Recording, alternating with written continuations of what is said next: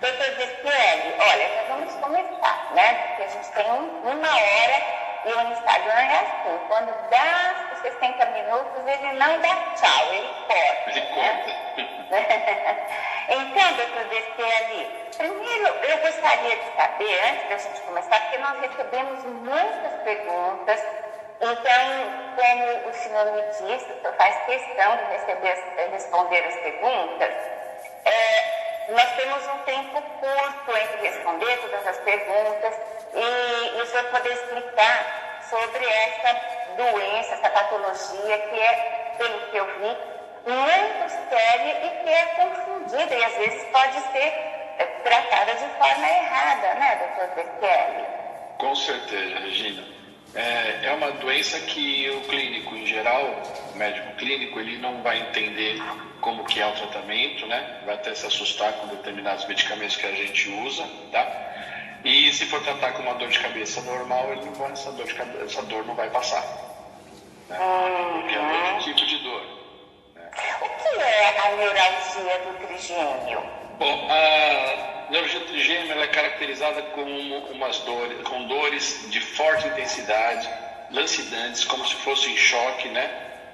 Nas terminações do nervo trigêmeo, né? Trigêmeo porque ele tem 3 ramos, né? Aqui o ramo oftálmico, o ramo maxilar e o ramo mandibular. Um desses 3, ou os 3, podem estar cometidos nesse quadro, né? E olha, gente, o Dr. Berkelli está começando a explicar para a gente, para vocês que estão chegando agora, deixa eu relembrar vocês. O Dr. Luiz Felipe Berkelli, ele é um neurologista e com muita capacitação para estar aqui orientando a gente sobre essa doença tão séria. E como eu também quis aproveitar um maior número de pessoas, para apresentar as titulações do Dr. Berkelli. O Dr. Luiz, você me dá licença um pouquinho, Dr. Berkelli? Fica à vontade. Eu apresentar agora oficialmente o senhor para todo o nosso público. O Dr. Berkelli, ele é médico neurologista, especialista em distúrbios do movimento pelo Hospital do Servidor Público Estadual, médico colaborador do Ambulatório de Distúrbios do Movimento do Hospital do Servidor Público Estadual, responsável pela neurologia dos hospitais da ACB e Notre Dame Care do ABC, neurologista do Hospital do Servidor Público Estadual e titular da Academia Brasileira de Neurologia. Então, gente, nós não podíamos ter hoje melhor companhia do que o Dr. Berkelli para falar para a gente sobre a neuralgia do trigêmeo. O Dr. Berkelli é o médico cuja especialização é a perfeita para explicar para nós sobre a neuralgia do trigêmeo. E aí, doutor Berkelli, eu queria que o senhor estava explicando sobre por que é trigêmeo. E nós temos dos dois lados. Bilateral, são os dois lados. Esse nervo, ele é um dos pares cranianos, ou seja, ele sai do nosso tronco cerebral. Ele sai do tronco cerebral e ele vem aqui para essas regiões, ele serve como, ele supre, né, essa região na questão de sensibilidade e mais a parte interna, ele ajuda um pouco nos músculos da mastigação também, né? Mas nesse quadro que a gente está conversando, ele é mais a questão de sensibilidade dessa região da face, né? Ele pega a face, né? Ok. E por que se fala tanto nessa dor, como o senhor mesmo mencionou, essa dor terrível que essa neuralgia causa do trigêmeo? Ela é uma dor muito forte, ela é excruciante, né? Ela chega a incapacitar a pessoa não consegue manter as atividades da vida diária com ela, porque ela só quer uma coisa, só quer procurar algum jeito de se tratar, né? E por vezes eles vão até um pronto-socorro e acabam tomando o remédio adequadamente, né? E é uma dor que ela é uma das dores mais fortes que a gente pode ter no nosso corpo, né? E é uma dor que, eu vou te falar, tem gente que chega a bater a cabeça na parede de tanta dor. Eu já ouvi falar sobre isso, Dr. Bekele, e realmente é impressionante, é assustador, porque é por conta dessa proximidade com essa terminação nervosa, é por estar ligada ao sistema nervoso central, por isso que é tão forte essa dor assim. Eu estou falando assim como uma leiga. É uma questão meio que de anatomia, né? Esse nervo, ele sai do tronco cerebral e quando ele sai do tronco cerebral, ele já tem algumas regiões, algumas regiões com vasos, com artérias, veias, né?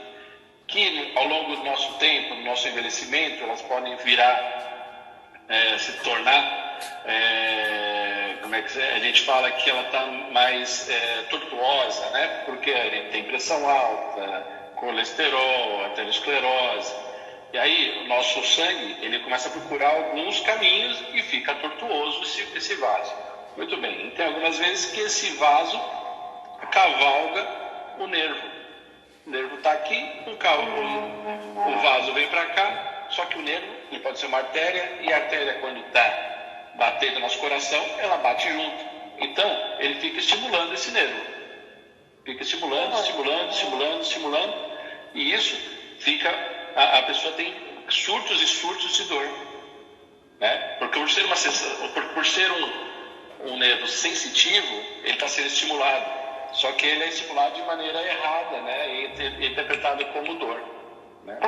Entendi. E ele é contínuo? Essa dor é contínua ou ela vai em episódios? Ela vem em surtos, né? Surtos fortes, né? Surtos lancinantes. Tem situações que só de encostar, fazer a barba, por exemplo, a pessoa não escovar os dentes, né? Porque tem ramos que chegam até o dente, né?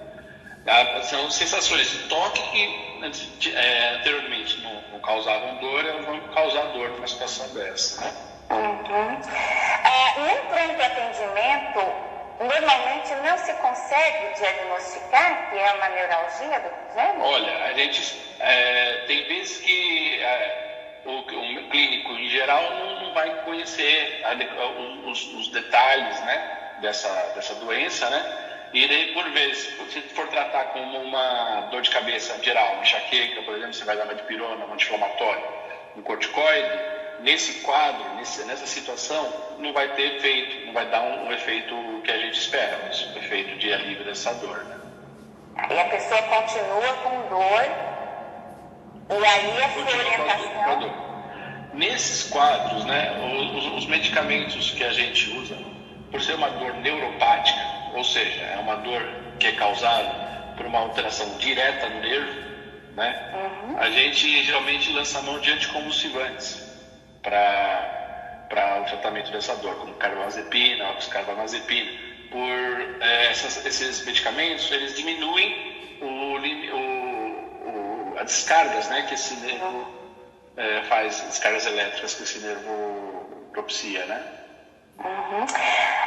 Se a pessoa for no pronto atendimento e sair meditada, mas a dor continuar, o senhor aí então orienta que vá ao neurologista, é isso? Com certeza, porque é uma dor que pode se transformar em dor crônica, né? E outra coisa, a gente precisa saber a causa dessa dor, né? Tem que investigar de onde está vindo essa dor, porque ela pode ser uma dor que a gente vai investigar, não vai achar nada. Pode ser aquela questão que eu falei da alça vascular, dos vasos que estão tortuosos e que estão fazendo uma compressão nesse nervo. A pessoa pode ter um tumor, né? Pode ser um câncer que está ali, que está comprimindo esse nervo, e ao longo do tempo o tumor vai crescendo, esse nervo vai sendo comprimido. Pode ser até casos de esclerose múltipla, que é dar uma desmineralização aquela região do nervo. E tem vezes que a gente vai atrás e a gente vai procurar, não vai achar nada. Tem vezes que é o próprio nervo mesmo que ele está afetado por questão de desminização, não é esclerose múltipla, nada do próprio nervo, é idiopático, né, que a gente fala. Isso mesmo, né? Ela é prevalente em alguma idade específica, na maturidade, no idoso? Como que é? Geralmente nos idosos acontece mais por causa dessa questão vascular, né? Mas pode acontecer também em jovens, né? Em questão até da esclerose múltipla, né? Que é bem uma doença também bem prevalente, né? Mesmo em jovens, ou seja, todo mundo precisa fazer uma investigação para a gente não comer bola, né? E ver se não tem uma doença subadjacente aí que possa ser bem grave. Certo. E ela pode surgir de uma hora para outra? Pode ser de uma hora para outra. A pessoa pode estar dormindo e pimba, aparecer essa dor de cabeça. É uma dor lancinante, né? Como eu falei, e a pessoa não tem para onde correr. Vai tomar um paracetamol, uma dipirona, que não vai fazer nem cócegas, né? Aí eles Não, pode falar. Tem vezes que eles lançam mão de medicamentos opioides, né, ou derivados da morfina, como tramal, tramadol, que também não vai fazer efeito. Se você não der o medicamento direto, né, o objetivo disso. Né, que eu falei no anticonvulsivante. Certo. E não existe também uma prevenção. Não tem como ninguém fazer alguma coisa para evitar. Não, prevenção, infelizmente. Seria bom, né? Se pudesse tomar um suplemento, alguma coisa. Então uma vitamina aí pronto. Mas não, infelizmente não. E também. Ninguém está livre. Não, ninguém está livre. Tu não pode, uma hora ou outra, apresentar isso. Gente, prestem atenção, é sério. O senhor ia falar, doutor Destelli? Mais alguma coisa? Não, essa parte eu já. Bem, olha, como a gente tem muitas perguntas, doutor Destelli, se você me permite, eu vou entrar nas perguntas e aí no final o senhor complementa com o que o senhor achar que deve ser comentado, tá bem? Porque eu já estou ficando assim realmente preocupada e interessada, porque é preciso conhecer bem essa doença e não deixar que se torne, como o senhor disse, crônica. Eu imagino que é muito pior, né? Olha, eu recebi aqui 3 perguntas que eu acho que eu observo, eu acho que eu consigo responder, de repente, de uma vez só. Uma pessoa perguntou, como saber se a dor de cabeça está relacionada com a neuralgia do trigêmeo? Outra perguntou, nunca tive enxaqueca. Agora, depois da neuralgia do trigêmeo, eu tenho. Enxaqueca está ligada à neuralgia do trigêmeo? E a outra pergunta, minha mãe sempre teve enxaqueca. Há 6 meses começou a ter uma dor que ela disse ser a pior dor do mundo. Foi diagnosticada com a neuralgia do trigêmeo. Existe alguma relação entre a enxaqueca e esse problema do trigêmeo? Você consegue responder tudo junto? Bom, depois se eu esquecer alguma coisa, você me avisa. Tá bom. Mas, geralmente, o nervo trigêmeo ele tem um gânglio, né, um núcleo, né, que fica nessa região aqui. Esse núcleo, ele joga os vasos, como eu falei, para cima, aqui para o oftálmico, para o maxilar e para o mandibular. E tem também umas inervações que vão aqui para trás, na região temporal. Tá? Acontece que a dor de cabeça, a enxaqueca, ela pode começar no gânglio trigêmeo, do gânglio trigeminal. Né? E ela pode ser confundida, porque fica nessa região aqui e fica também com dolorimento, só que ela tem outras características, ela é pulsátil, né?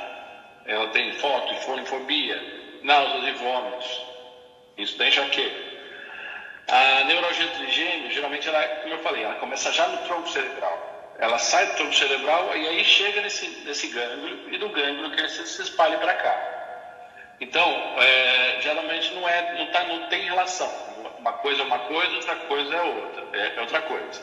Tá? Eles não vão se interligar. Um vai ter o outro, um vai ter a enxaqueca, e aí, por sequência, vai ter uma neuralgia, ou quem vai ter a neuralgia vai ter a enxaqueca. Então, a pessoa ela pode ter as duas coisas ao mesmo tempo. Não vai mudar muita coisa. É uma coincidência. É uma coincidência, uma coincidência. Não são doenças que uma coisa leva a outra. Entendi, tá. Né? Então, essa pessoa que perguntou, disse que depois da neuralgia do trigêmeo ela passou a ter enxaqueca, não tem nada a ver. Não, ela provavelmente já devia ter uma predisposição a ter enxaqueca, que é uma doença genética, né? Genética e vascular, né? É relacionada com uma vasodilatação que ocorre e libera alguns marcadores inflamatórios, e esses marcadores inflamatórios eles começam a doer, né? A pessoa tem essa sensação dolorosa, tanto que ela fica pulsando, né? A pessoa sente o vaso pulsar. Né? Entendi, então está bem respondido. Aqui tem um grupo, 2 perguntas que eu também acho que dá para responder numa só. Implantes dentários provocam a neuralgia do trigêmeo? Descobri a neuralgia do trigêmeo depois de um canal em um dente. Qual será o motivo disso ter acontecido? Até hoje não tive resposta. O nervo trigêmeo, como eu falei, ele é responsável pela sensibilidade, né? E ele joga ramos até para a questão dentária, né? Até para as raízes dentárias, né?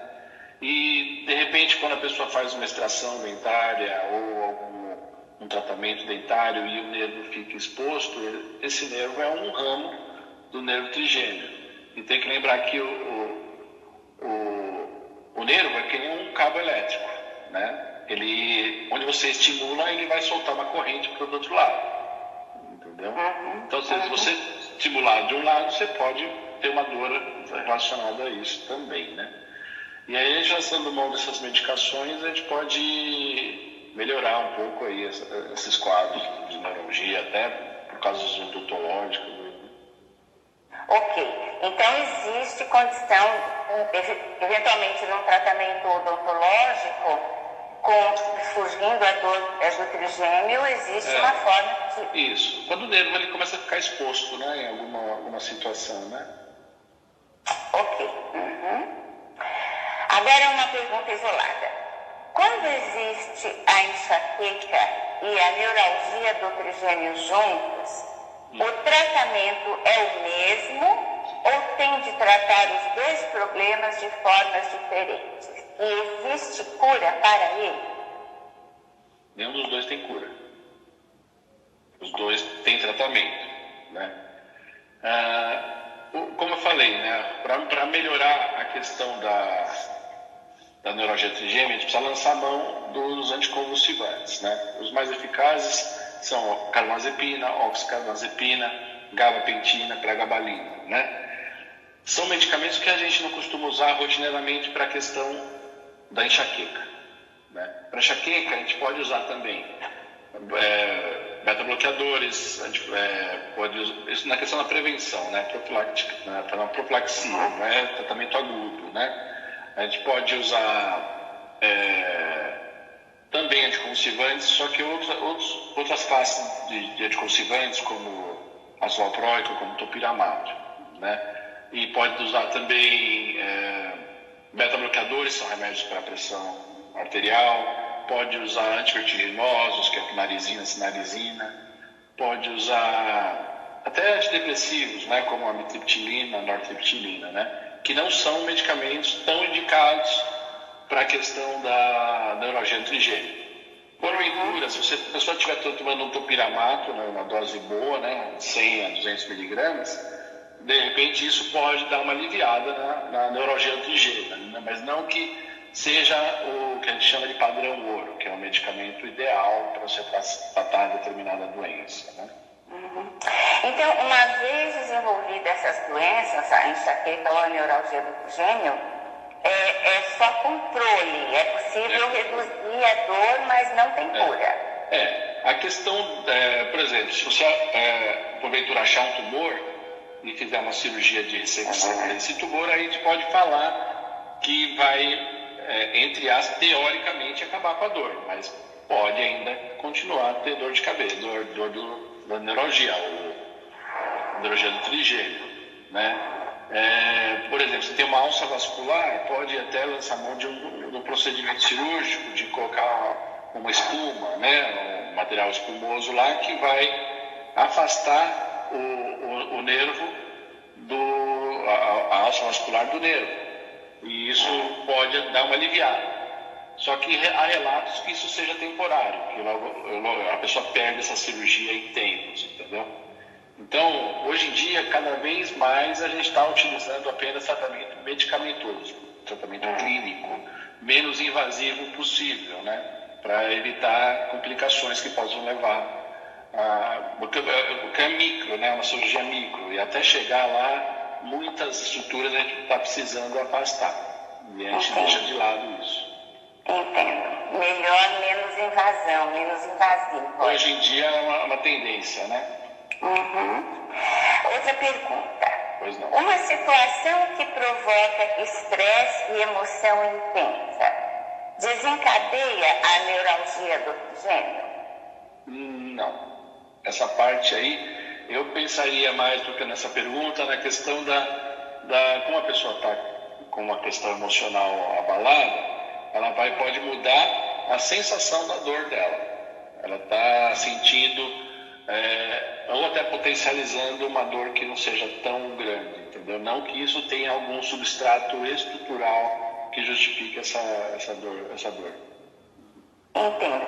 Agora, já tendo a neuralgia do trigêmeo, um estresse, uma emoção forte, piora o quadro de dor? Olha, provavelmente não.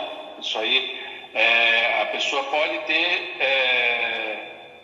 eu não vejo a razão de causa e efeito da questão de estresse em relação a isso. Já a enxaqueca, não. Sim, a gente pode falar, já é bem documentado que pessoas que têm enxaqueca e passam por um estresse emocional serve como um gatilho para ter uma crise de enxaqueca.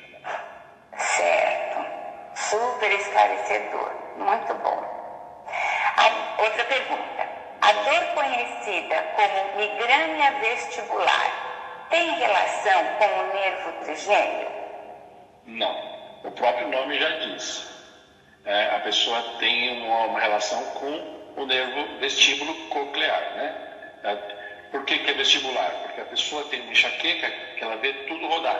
É como se fosse uma labirintite. É uma tontura. É uma tontura, né? A pessoa, tanto que é um diagnóstico que não é dos mais fáceis, né? A pessoa geralmente procura o otorrino, trata com o otorrino, vê, o otorrino fala, não tem nada aqui, está tudo normal, seu sistema vestibular, que é o sistema que é responsável pela nossa noção de posição espacial, né?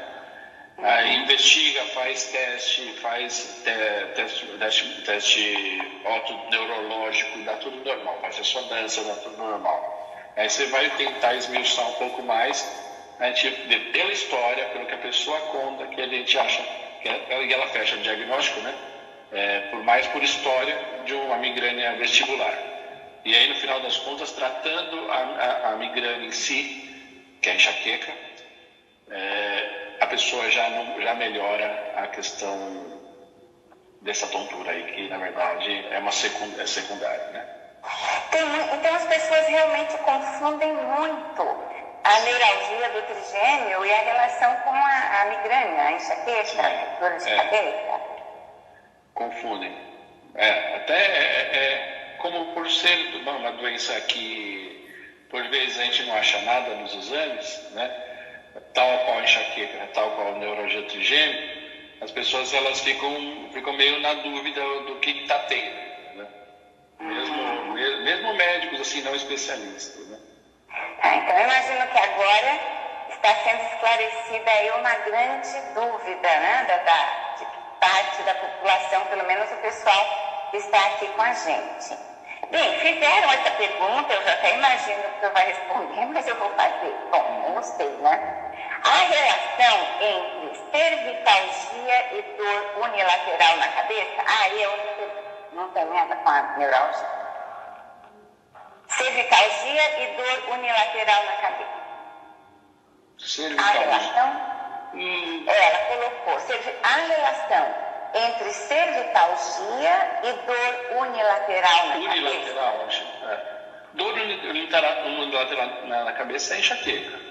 O que a gente pensa aqui é a enxaqueca, né? Que é aquela pulsante com náuseas, vômitos, luz, barulho incomum, geralmente a metade da cabeça ou região periocular, né? Tem algumas pessoas que têm alterações em determinadas regiões do pescoço, né? C2, C3, e tem alguns ramos do nervo trigêmeo que passam por lá que podem desencadear uma enxaqueca, né? Então a gente pode falar que é uma enxaqueca cervicogênica, né? Uma cefaleia cervicogênica, né? Mas isso aí você tem que ter uma comprovação que você tem uma alteração estrutural para você falar disso. Tá. E essa comprovação é através de imagens ou exame clínico? Geralmente a gente solicita a ressonância magnética, né? Ou tomografia, para a gente conseguir observar melhor como que está essa questão estrutural anatômica do paciente, né? Se tem uma hérnia, se tem uma espícula óssea, pelo caso do envelhecimento, uma artrose. Ok. Outra pergunta. Eu sinto uma dor de cabeça muito forte na lateral esquerda da cabeça. Sinto um pouco inchado e sensível durante o período menstrual. E após eu sinto uma náusea. E após sentir uma náusea. Quando tomo analgésico, passa, mas depois volta. Fiz todos os exames ginecológicos, inclusive hormonais. Deu tudo normal. Mas sempre tenho essa dor. O que faço? Eu não sei se eu... A pessoa está descrevendo um quadro de uma enxaqueca menstrual, né? A pessoa tem... as mulheres, ao longo do período menstrual, acontece uma oscilação dos níveis sanguíneos dos hormônios, né? Tem momentos que você tem um pico de estrógeno e a mulher menstrua, né? E logo em seguida tem uma queda abrupta desse nível. Geralmente, quando tem essa queda abrupta, a mulher pode ter um quadro de uma crise de enxaqueca, né? Por isso que a gente fala da enxaqueca menstrual, né? Ou catamenial, que é o nome dela também, né? E é um quadro que é muito prevalente. E geralmente, nesse quadro, a gente tem que fazer uma profilaxia desse remédio, antes de ter essa dor. Ou seja, tem que tratar antes da dor se instalar, né? Realmente, aí tem que procurar um neurologista, conversar direito com o ginecologista sobre realmente se existe o uso de algum anticoncepcional, um contraceptivo oral, de repente lançando mão de outros métodos, né, contraceptivos, como o DIU, ou até só usar camisinha mesmo como prevenção, a pessoa pode ter uma melhora nesse quadro. E sempre lembrando que a pessoa tem que ter uma predisposição genética, né? Ninguém tem a dor de cabeça sem ter uma predisposição genética, né? Da enxaqueca, tô falando, né? Ok. Tá bem, tá feita a orientação aí. E eu espero que a pessoa esteja assistindo, vá assistir agora para saber o que fazer. A última pergunta, e aí nós poderemos ter um tempo para, sim, temos um pouco menos de meia hora para poder, depois dessa resposta, o senhor complementar o assunto. Minha enxaqueca vem do lado esquerdo e se espalha pelo rosto, como se houvesse um bicho andando no rosto. Fiz um tratamento de 6 meses com baixa dose de anticonvulsivante e tomo cloridrato de naratriptana quando a dor vem, mas continuo tendo crises. Existe algum tratamento para cura? A acupuntura ajudaria? Cura não existe, porque a pessoa ela tem um fator genético. Isso é só nascer em outra família, né? Porque essa questão realmente é familiar. A pessoa tem um irmão, um primo, uma avó ou uma bisavó, né? É uma doença que ela é muito prevalente, só que não é todo mundo, claro, que vai ter, porque ela é dominante, mas tem umas pessoas que geralmente escapam dessa, né? Nesse quadro, cura a gente já não fala em cura, mas a gente fala em tratamento, né? Tratamento, ela fez o tratamento correto, tomou dose baixa aí de anticonvulsivante, provavelmente tomou topiramato ou um ácido valproico, e está tomando naratriptano, que é um inibidor aí da 5-HT1, né? Que ele ajuda bastante, ele é um vasoconstritor. Enquanto o vaso dilata, quando tem a crise, ele tenta dar uma diminuída nisso, né? nessa vasodilatação, que quando os vasos dilatam, que aí liberam todos os marcadores inflamatórios e aí tem aquela dor que não passa nunca. É bem difícil. E aí, nesse caso que ela diz que continua tendo crises, hoje em dia estão lançando, esse mês foi lançado um novo tratamento, que ele é um anticorpo monoclonal, né? Ele é direcionado aos receptores de dor. Ele é um anticorpo contra esses receptores de dor dentro da cabeça, né? É o primeiro que está acontecendo, que está lançando no mundo, né? Aqui no Brasil é a primeira vez que está saindo, né? Ele é aplicado uma vez por mês, né? De forma subcutânea, né? E esse tratamento promete controlar bastante essas crises aí, né? É um medicamento novo, né? Mas parece estar bem promissor agora no tratamento, no sucesso do tratamento da enxaqueca, tanto episódica quanto a crônica, né? O grande caso proibitivo é que ele custa muito caro, né? Ainda não tem um valor ainda determinado, mas a gente está suspeitando aí que custe bastante caro. Puxa vida, ele já foi introduzido aqui no Brasil, já está em uso? Já foi aprovado, já está em fase final, até distribuição entre as farmácias, né? Ainda não está tendo tão fácil de compra, né? Ele chama Galcanezumab, o medicamento. Deixa eu só dar uma olhada, ver se já tem disponível aqui, mas eu acho que ainda não.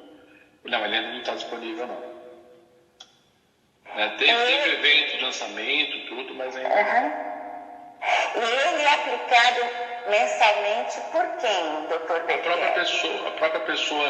Eu estou sem um dispositivo que eles me deram aqui para mostrar. Uma caneta. É uma caneta, a pessoa ela coloca aqui no braço, né? Aplica e automaticamente ela nem vê a agulha. Ela é feito automaticamente. Se você ouvir o clique, já está aplicado o medicamento. É um medicamento bem promissor agora para o tratamento da enxaqueca. Nossa, essa notícia é boa. Reduz as crises? Reduz as crises? Reduz as crises, diminui a quantidade de remédios que as pessoas tomam de analgésicos durante a semana para isso, né? Que tem, além de tudo, tem a cefaleia por abuso de analgésico. Tem gente que vai tomando remédio, aí a pessoa fala, eu já tomei todos os remédios e não passou a minha dor. Eu falei, você que foi o culpado de causar a sua dor, né? Por isso que a automedicação não é uma boa, né? A gente não recomenda. Então, ter sempre uma orientação do profissional gabaritado para você ter um sucesso no seu tratamento, como sempre, né? Sim. E aproveitando que você está falando nisso, na enxaqueca ser hereditária, genética, existe alguma estatística, alguma prevalência que possa ser apresentada em relação a crianças ou pré-adolescentes? Porque eu vejo, inclusive chegam para mim mais pacientinhas com 12 anos, 13, ou mulheres que relatam que têm desde 10 anos, desde 12, né? Porque geralmente nessa época que a mulher começa a menstruar. Entendeu? E isso já demonstra, a pessoa já tem aquela predisposição, aquele pano de fundo aí. Deu a primeira menstruação, deu a menarca, né, que a gente fala, né, quando a menina vira mocinha, né? E aí começa, logo na primeira menstruação já começa a ter enxaqueca. E é aquela questão da oscilação hormonal que existe ao longo do mês, né? Na mulher. E qual a sua orientação para, então, essas meninas que começam a ter enxaqueca nessa idade? O que a mãe deve fazer? Nesse quadro de 12 anos, 12, 14 anos, ainda teria que ir atrás do neuropediatra, né? Porque não são os mesmos remédios que a gente usa na fase adulta, né? Mas tem vezes que a gente só dá remédios no caso das crises, né? E a gente tem que deixar claro também que a questão do tratamento não é só tomar remédio todos os dias. A gente vai dar remédio todos os dias para quem tem enxaqueca crônica, né? Que toma o remédio, tem mais de 4 crises por mês, né? Mais de 3 meses. Aí essa enxaqueca crônica é que é a pessoa que tem indicação de tomar o remédio todos os dias. Nas meninas que estão começando a ter essas crises, geralmente a gente começa já com analgésicos comuns, né? E costumam funcionar nesse quadro, né? Dipirona, paracetamol, né? Mas é um quadro bem incapacitante, né? E tem pessoas que têm crise de enxaqueca antes até dessa menstruação, né? E tem pessoas que tem meninos que têm dores de estômago, né? Dores de estômago, você acha que é dor de estômago, vai no gastro, não é gastro, né? É enxaqueca mesmo que a criança está desenvolvendo. Ou seja, não poupa ninguém enxaqueca. É de criança a idoso. Né? Hoje eu peguei uma senhora de 73 anos que tem enxaqueca desde os 15. Né? Então veja bem, olha como tem. E aí, como o senhor disse, não adianta culpar uma coisa ou outra, porque vem da família, só nascendo em outra família. Tem que ver. Mas essa é uma coisa, sabe, Virginia? As pessoas elas se acostumam com a dor. E não pode, é o que eu falo com as pessoas. Se está doendo, tem que tratar, porque alguma coisa está errada. Dor é um sinal de alerta, é como se estivesse pegando fogo e você soltar o alarme e você continuar na sua casa. Concordo. Né? Então, aí tem pessoas que você toma um remédio simples. Olha, eu costumo dar bastante amitriptilina. A amitriptilina é um remédio que você paga 6, 7 reais, para ter uma ideia. E uma dose baixa, 10, 25 miligramas, tem vezes que a pessoa não tem mais dor de cabeça. Tem vezes que eu falei, doutor, como que pode? Né? Como eu fiquei 30 anos tendo dor? Você entendeu? Precisa tratar. As pessoas elas se acomodam, sabe, nessas questões. E tendo uma qualidade de vida ruim, na verdade. Com certeza. Mas porque a dor, a pessoa fica mal-humorada, irritada com os filhos, com o marido, com o chefe. Ou seja, xinga no trânsito, sabe? Então, falta no trabalho, né? Isola socialmente, não vai em festas, né? Não tem uma interação com os amigos. É uma questão que eu falo também. Não é só a questão neurológica, tem uma questão social e psicológica associada junto a isso também, né? O tratamento é multiprofissional também. E precisa de tratamento mesmo. É super bem colocado, realmente. Não tem que se acostumar com a dor, tem que procurar o tratamento correto.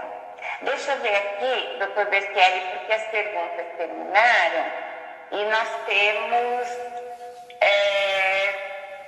15 minutos ou um pouco mais para conversarmos. Eu só queria fazer uma pergunta para o senhor. O senhor comentou da cirurgia, da microcirurgia, que não é muito indicada. O ideal é ir mantendo o tratamento medicamentoso. Mas se o senhor pudesse agora, nas explicações finais, falar um pouquinho sobre isso. Tem pessoas que estão refratárias à medicação e aí não tem jeito, tem que ter cirurgia. Como que fica essa situação da neuralgia do cruzado? Olha, as pessoas que estão refratárias à medicação são o mínimo, né? São a pequena parte.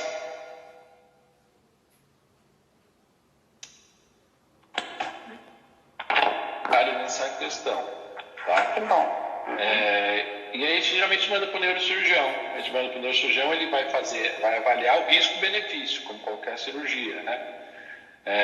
Porque é o seguinte, pode dar até lesões estruturais, como eu falei, né? Até chegar no nervo, né? Pode causar outras complicações, né?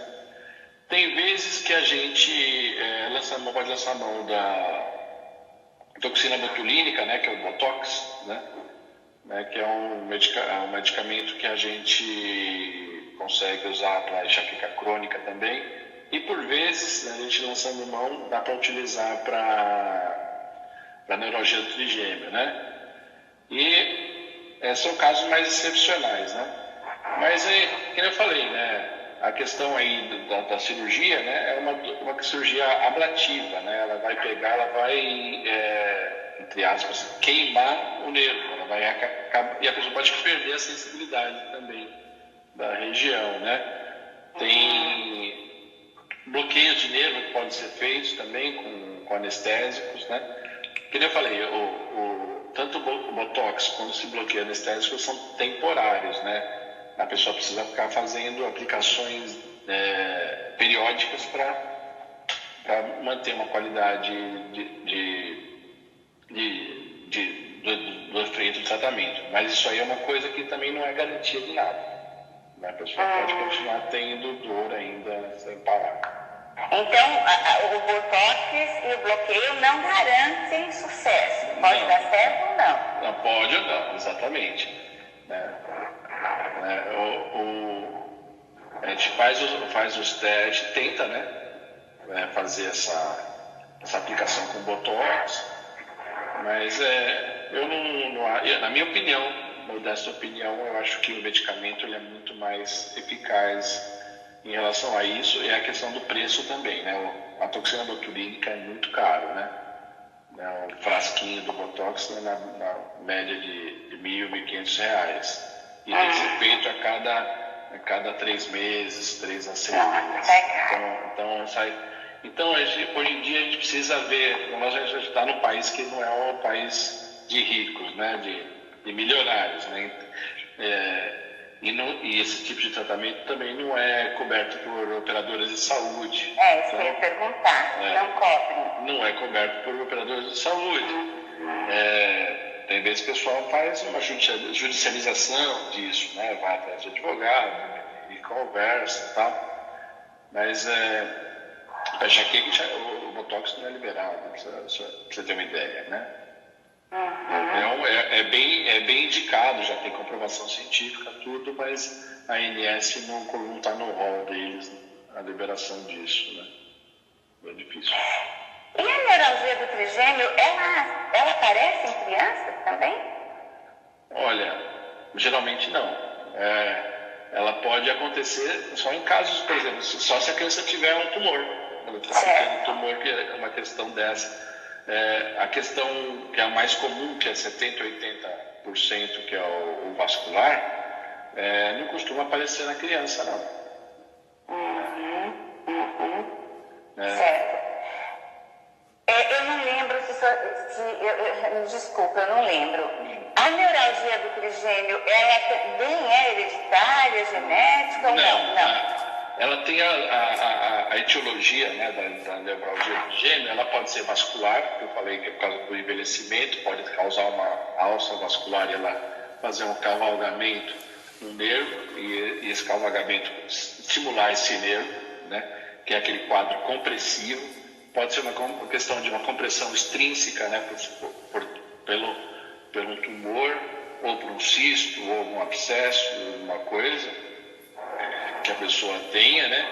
Ela pode ser a questão secundária, né? Pode ser uma esclerose múltipla também, que é a desmineralização do nervo, né?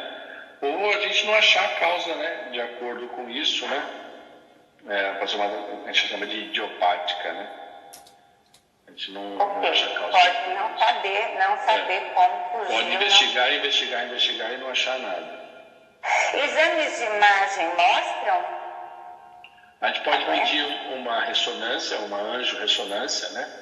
E aí a gente consegue ver essa alça vascular. Essa alça tortuosa, ela geralmente Você vê lá um contato íntimo dela junto com o nervo. Logo na saída do tronco cerebral, do nervo, você vê a saída do nervo trigêmeo, você consegue ver um contato bem íntimo, né, nessa questão. E é nessa região que o pessoal pode lançar a mão da cirurgia de colocar essa espuminha para E essa cirurgia é coberta pelos planos de saúde? Costuma ser coberta. Costuma ser coberta, sim.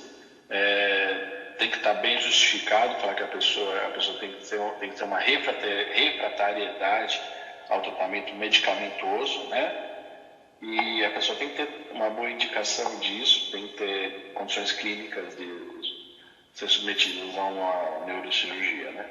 Uhum. Doutor Berchielli, antes que que o senhor possa dar explicações finais que o senhor julgue pertinentes sobre esse assunto super sério, eu não imaginava que seria tão sério, e principalmente a gente sabendo que pode ser feito um diagnóstico incompleto, qualquer pessoa pode ter a neuralgia do trigêmeo. Então eu acho que realmente foi muito feliz na indicação do tema.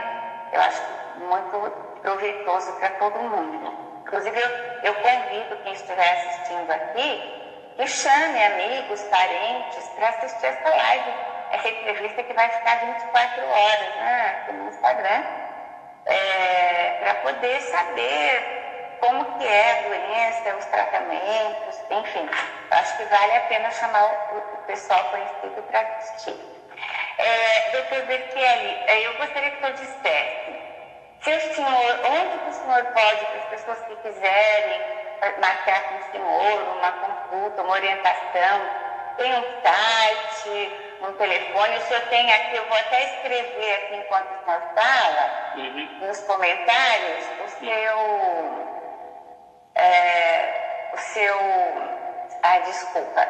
o seu Instagram, né? Ah, tá bom. Mas além disso, tem algum site, telefone? Tem o meu site, que é meu nome inteiro, drluisfelipeberchielli.com.br, tá? Tem o telefone da minha clínica, que é aqui no Campo Belo, aqui em São Paulo, né? Se quiser eu posso deixar. 011-2476-0547. Peraí, 2476? 0547. 0547. Isso. E tem meu site, que é meu nome inteiro, drluisfelipeberchielli.com.br. Tá. O seu Instagram é Luiz Felipe Neurologista, não é isso? Isso, peraí. Luiz Felipe Berchielli. Meu nome inteiro. É Dr. Luiz Felipe Berchielli, isso. É o Instagram? Isso, então... uso até para ser mais fácil, porque a pessoa já coloca .com.br e está no site. Então tá, desculpa, eu aqui me enganei. Então eu vou colocar aqui de novo, Dr. Luiz Felipe Berchielli. Isso. O Instagram. Isso. E o site é só colocar o .com.br. Isso, perfeito, exatamente. Tá, então já está aqui.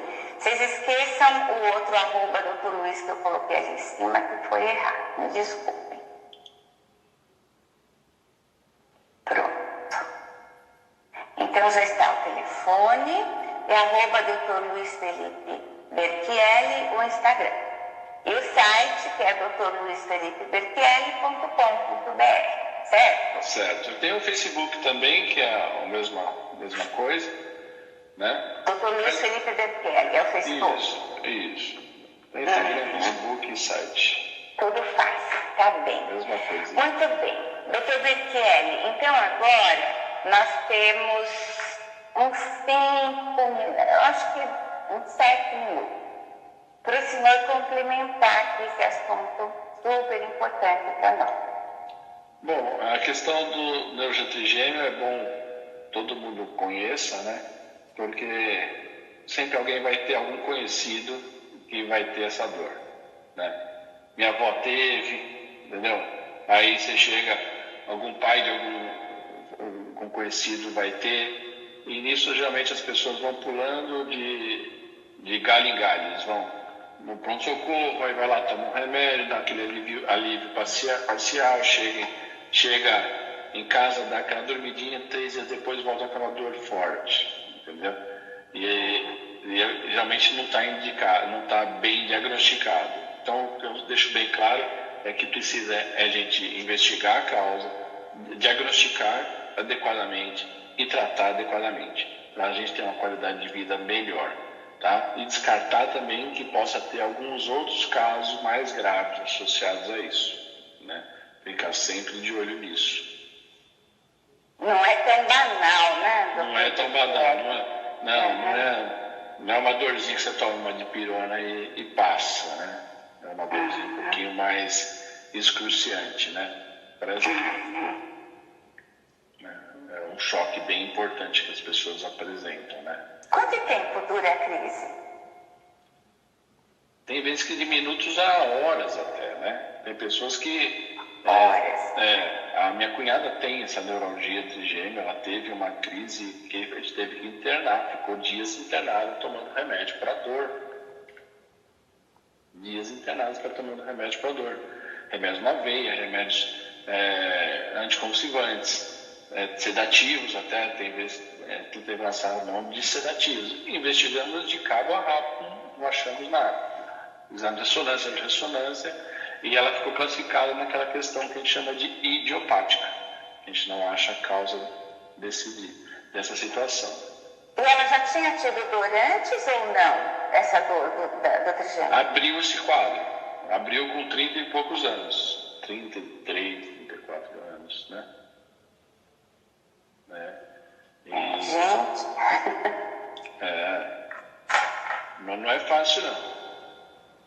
As pessoas gritam, choram de dor, tem vontade de se bater a cabeça na parede de verdade.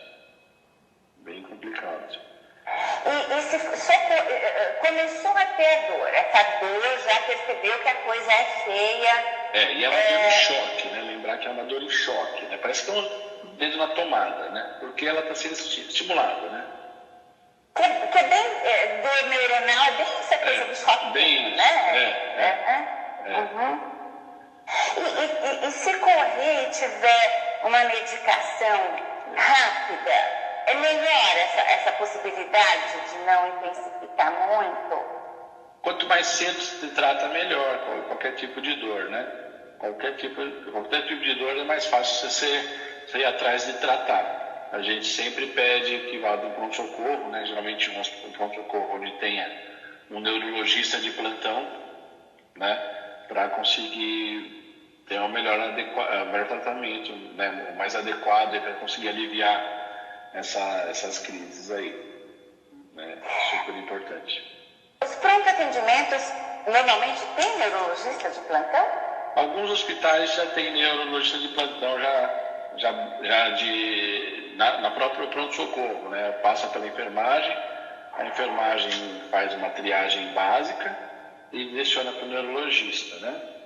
Tem alguns outros hospitais que o neurologista, ele do próprio pronto-socorro, ele é acionado para atender essas pessoas, né? No servidor público estadual tem no pronto atendimento neurologia de plantão? Tem. O paciente ele é triado na enfermagem, passa pelo clínico, o clínico encaminha para a gente logo em seguida. Que ótimo, que beleza. Hospitais públicos geralmente não tem, é só em caso mesmo de avaliação. O paciente tem que internar e ficar em observação esperando a avaliação do profissional. Ou tendo sorte, a possibilidade de ter uma consulta logo com um neurologista, se perceber que pode ser algo com o trigêmeo. Claro. Aí teria que procurar um ambulatório, um consultório para seguir adequadamente. Ótimo. Então, doutor Bertelli, resumindo, a gente tem aí acho que uns 2 minutinhos. O tratamento você pode repetir as possibilidades de tratamento? O tratamento geralmente são com medicamentos anticonvulsivantes, né? A gente pode lançar mão de carbamazepina, oxcarbamazepina, pregabalina, gabapentina, né? São medicamentos que vão fazer com que o nervo diminua a sua capacidade de disparo, né? de estímulo, né? Que vão dar uma segurada nessa questão. Tem a lamotrigina também, tem relaxantes musculares como o baclofeno, tem outros medicamentos que a gente pode utilizar, pimosida, tem lidocaína tópica, né, que são anestésico, mas não vai ter grandes efeitos na questão da razão da própria dor de cabeça, da neuralgia. É um alívio temporário também, né? Tem também alguns medicamentos que, quando está no pronto-socorro, né, que a gente sugere entrar com fenitoína, né, que é um anticonvulsivante que a gente costuma dar para a pessoa que está tendo crises convulsivas. A gente ajusta a dose, a pessoa toma na veia em quadros emergenciais. E tem vezes também que a gente lança mão de sedativos, como o clonazepam, né, que é um benzodiazepínico, é um remédio que ajuda a relaxar, né? Só que também não vai mexer diretamente no nervo, né? São os mais... E em casos refratários, a gente encaminha para toxina botulínica ou anestesia ou aplicação de anestésico local, né, como lidocaína, ou a gente manda para cirurgia em casos mais extremos, né? Doutor Beitieri, nós temos 15 segundos restantes. Então, o seu final da nossa entrevista ótima, fantástica. Regina, eu agradeço muito a oportunidade aqui de poder falar